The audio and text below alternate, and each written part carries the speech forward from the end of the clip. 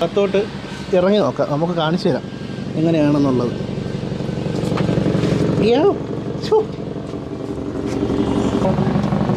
ഇവിടെയാണല്ലേ, അപ്പോൾ ഈ ഭാഗത്തായിട്ടാണ് ചൂടുണ്ട്. ഇവിടെയാണ്, ഇതിവിടെ മാത്രമാണല്ലേ കണ്ണ്?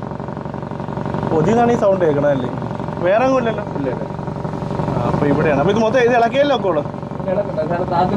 ആ, ഇളക്കണ്ടേ?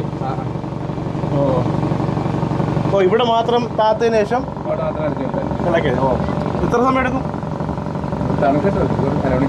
അരമണിക്കൂർ എടുക്കും.